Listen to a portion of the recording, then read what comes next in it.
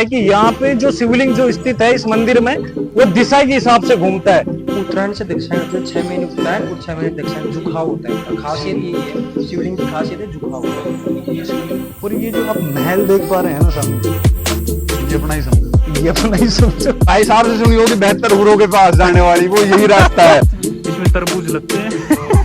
अकबर ने ये यहाँ की जगह थी उसको खंडित करने की और कब्जा करने की पूरी, गंगे मैया में डुबकी लगती है तो जय भोलेनाथ जय शिव शंभू। भोलेनाथ की कुछ विशेष ही कृपा है। लास्ट टाइम जो विजिट थी वो भी हरिद्वार भोले शंभू की नगरी में थी और इस बार भी हम शंभू के धाम मालेश्वर धाम में आए हैं, जो कि जयपुर से 42 किलोमीटर की दूरी पे स्थित है, जो कि अरावली पर्वतमालाओं के बीचों बीच शिव शंभू की एक प्रतिमा बनी हुई है, एक मंदिर बना हुआ है। इसके बारे में बहुत सी विशेषताएं हमें सुनने को मिली है और यहाँ के लोग भी बताते हैं और पुराने ग्रंथों में भी लिखा है कि यहाँ पे जो शिवलिंग जो स्थित है इस मंदिर में वो दिशा के हिसाब से घूमता है। जब सूर्य उत्तर दिशा में निकलता है तो शिवलिंग का मुंह उत्तर की दिशा में हो जाता है और जब सूर्य दक्षिण की दिशा में निकलता है तो शिवलिंग का मुंह दक्षिण की दिशा में हो जाता है। तो यहाँ पे देखो कितनी प्रकृति ने कितनी सुंदर रचना कर रखी है यहाँ पे। और अभी हम आपको लेके चल रहे हैं उसी शिवलिंग का दर्शन करवाने और उसी शिवलिंग की प्रतिमा को दिखाने के लिए। आ जाओ।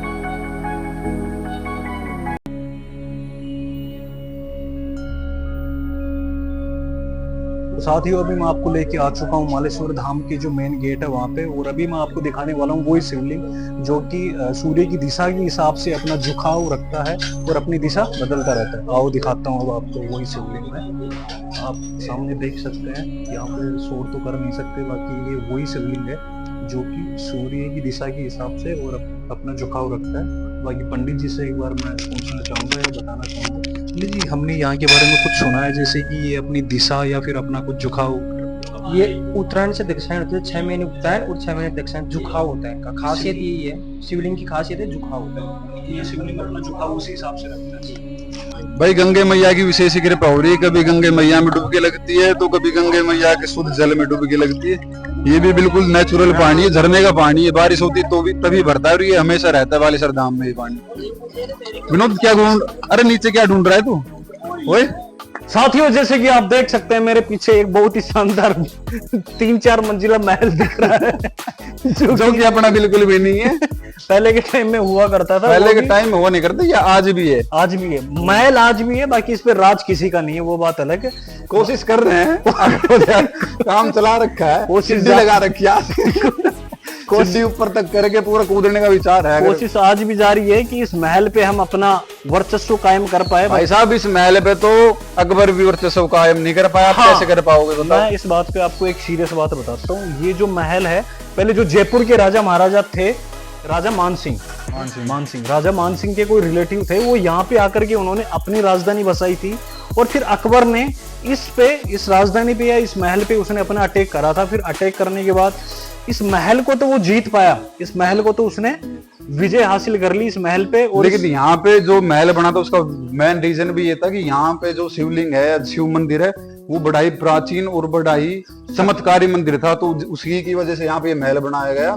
जब ये बात अकबर को पता चला तो अकबर ने ये यहाँ की जगह थी उसको खंडित करने की और कब्जा करने की पूरी कोशिश करी थी। तो महल पे तो वो कब्जा कर पाए, लेकिन यहाँ के जो शिवलिंग था उसको खंडित करने का पूरा प्रयत्न किया, लेकिन वो खंडित करने में असफल रहा, क्योंकि यहाँ की चमत्कारी शक्तियों ने उसको पूरा विफल कर दिया। क्योंकि यहाँ पे बताया जाता है कि उस टाइम पे मधुमक्खियों के जो छत्ते थे, उन्होंने वहां अकबर के सैनिक थे उन पे हमला बोल दिया। बहुत ही विशालकाय मधुमक्खियों के छत्ते थे यहाँ पे, जिन्होंने जैसे ही अकबर ने अपने सैनिक यहाँ पे भेजे इस शिवलिंग को खंडित करने के लिए, तो मधुमक्खियों ने अपना आक्रमण बोल दिया उन सैनिकों पे, और इस प्रकार आक्रमण बोला कि वो सैनिक निष्क्रिय हो गए। त्राहिमाम बोल के वापस लौट गए। त्राहिमाम हो गए, वो कुछ नहीं कर पाए, शिवलिंग को टच भी नहीं कर पाए। उससे पहले ही मधुमक्खियों ने हाल इतना बुरा हुआ था अकबर के सैनिकों की चप्पल और कच्चे आज भी यहीं पड़े। देख लो भाई, ये वाली बातें जो मैंने बताई ये सारी बातें सीरियस है। इसने बताई वो वाली बात छोड़ के, वो पहले वाली बात सही है, पर ये जो अभी इसने ये जो डायलॉग मारा ये चप्पल और उसके कच्छों के बारे में, हो सकता है चप्पल है, बाकी कच्छे तो मुझे पता है इसी ने रखे यहाँ पे अपने पुराने वाले है ना।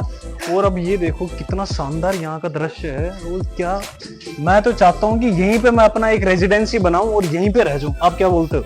मैं तो सीढ़ी लगा के तैयार हूँ बस। तैयार है क्या? और ये ऊपर वाला कमरा जो है मैं चाहता हूँ कि कैमरामैन को दे दिया जाए। ये कैमरामैन ठीक है भाई, ये कैमरामैन के लिए और वो कर्जदार संजय भागड़ा के लिए क्या?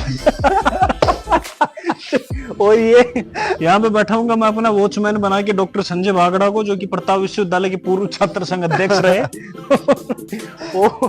और ये जो बीचों बीच में ये जो एक घुमटी सी बनी हुई यहाँ पे बैठाना चाहूंगा मैं जेपी उर्फ जयप्रकाश भडाना फ्रॉम छोटी बघेड़ी। वो भाई गुलाबी नगर उसी की वजह से बना था। वो गुलाबी नगर उसी की वजह से बना था। बाकी यहाँ का दृश्य सच में मनमोहक है और इतना शानदार है कि यहाँ से जाने का मन नहीं कर रहा। हम यहाँ सुबह सुबह आए थे और अभी हमें यहाँ आए हुए लगभग 5 से 7 घंटे हो गए। 5 घंटे हो गए। अभी हम भोजन की तलाश में, सच्चाई तो ये है। जो कि भोजन हमें कहीं दिखा नहीं, तो हमें अकस्मात और मजबूरी में हमें अब पहाड़ों में कोई फल के लिए जाना पड़ेगा, कुछ तो हम करना ही पड़ेगा। टार्जन की भांति अभी हम यहाँ पे रिसर्चिंग मूड पे या सर्चिंग मूड पे जाएंगे और कहीं पे बेर, सेव, यहाँ पे मैंने सुना है कि यहाँ पे इतने बड़े बड़े सेव लगते हैं। वाह। कहीं तरबूज देख लिया तुमने कुछ और ही देख लिया इतना बड़ा। कहीं तरबूज देख लिया। लास्ट टाइम नाइजीरिया गया था क्या? चलो आ जाओ अब आपको और दिखाता हूँ।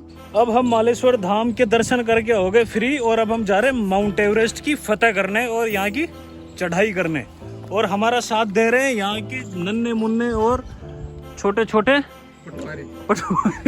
यहाँ के पटवारी देखो, ग्राम पंचायत सेवक कालाराम जी, घोड़ाराम जी, संतराम जी, बजरंगबली के दूत और बजरंगबली के बहुत बड़े भगत, ये भी हमारे साथ में चढ़ाई कर रहे हैं। और अब माउंट एवरेस्ट की कुछ ही दूरियां रह गई है। 15 फीट और चढ़ने के बाद में एशियन वर्ल्ड रिकॉर्ड बुक में मेरा भी नाम आ जाएगा। और ये देख सकते हो बिना किसी सेफ्टी उपकरण के, बिना ऑक्सीजन के मैं यहाँ चढ़ पा रहा हूँ। ये मेरी एक प्रशंसा योग्य बात है। और प्रशंसा के अंदर, हाँ भैया, ये देखो भैया क्या कर रहे हैं भैया। दृश्य देखो, क्या शानदार नज़ारे हैं यहाँ के माउंट एवरेस्ट के। और मैं आपके साथ बियर ग्रिल्स, यहाँ बहुत तेज हवाएं चल रही हैं, तूफान चल रहे हैं। और ऐसे तूफानों में जीने के लिए आपको क्या करना पड़ता है? कुछ नहीं, बस आप आत्मसंयम बनाए रखें मेरी तरह और आगे बढ़ते जाए, चढ़ते रहे। और कुछ ही समय के बाद, कुछ ही दूरी के बाद मंजिल आपके कदमों नीचे रहेगी। देखो मंजिल कितनी दूर रह गई है, बस कुछ ही क्षण दूर रह गई है मंजिल। हाँ गोविंद जी, आप क्या कहना चाहोगे? बस चलते रहो, बढ़ते रहो। भोजन की में नहीं मिला तो पहाड़ में मिलेगा, कहीं तो मिलेगा, क्योंकि भगवान ने सबके लिए खाने पीने की व्यवस्था ही करी है, तो हम भक्त जनों के लिए भी कुछ न कुछ व्यवस्थाएं करी होगी, अवश्य करी होगी। चलो भाई, ये तो बड़ा चमत्कारी पेड़ लग रहा है। ये देखो बहुत ही चमत्कारी पेड़ है, इसमें तरबूज लगते हैं। चमत्कारी पेड़। और यार आप देख पा रहे हैं मेरे ऊपर ये जो पेड़ है, ये तरबूज का पेड़ है। यहाँ पे संतरे कलर के तरबूज लगते हैं। क्या आप भी मेरी तरह इतने फिट है कि आप भी माउंट एवरेस्ट को एक ही सांस में बिना ऑक्सीजन उपकरण के फतह कर पाए? देखो मैंने कर लिया। अगर मैं कर सकता हूं तो आप भी कर सकते हो। हैशटैग फतेह माउंट एवरेस्ट। प्रकृति ने भी क्या सुंदर सुंदर जगह बनाई है, मनमोहक जगह। ऐसा लगता है यहीं पे बसेरा डाल के सो जाए। चलो भाई ऊपर चलो। शंभू ने भी मैन वॉचिस वाइल्ड के सदस्य बना दिए, पहाड़ों जंगलों में भटकते घूम रहे हैं। अब मैं दिखाने जा रहा हूँ यहाँ के खतरनाक नजारे, जो कि यहाँ पे बियर ग्रिल्स जो था वो यहाँ पे अपनी फिल्म शूटिंग करने के लिए आया था। और ये भी वो चप्पल भी भाई साहब की, और ये चप्पल जो दिख रही है आपको, आई थिंक आपको दिख पा रही है, तो आप समझ जाना ये बियर ग्रिल्स की ही चप्पल है, जो कि यहाँ पे लास्ट टाइम शूट की थी। और ये बियर भाई के कैमरामैन की है। तो अगर ध्यान से, वरना किलिंग बहुत हो जाओगे। अगर यहाँ से जो आपने लाइन सुनी होगी या देखी होगी जगह जगह ट्रकों पे ट्रकों पे लिखी हुई, सड़कों पे नहीं, भाई साहब से सुनी होगी 72 हुरों के पास जाने वाली, वो यही रास्ता है। सावधानी हटी और दुर्घटना घटी, नजर चुकी और भाई यहाँ आपकी जिंदगी चूक जाएगी। ऐसे रास्ते हैं ये। यहाँ पे सरवाइव करना भी, यहाँ पे आने के लिए आपको पहले डिप्लोमा करना पड़ता है, जो कि प्रताप विश्वविद्यालय प्रताप यूनिवर्सिटी चंदवाजी करवाती है। मैन वर्सेस वाइल्ड वाले हैकर पर भाई क्या सांस भर गया मेरे। अरे नजारे देखो बाकी आप यहाँ के, अभी विनोद आराम से कितने प्यारे प्यारे नजारे हैं।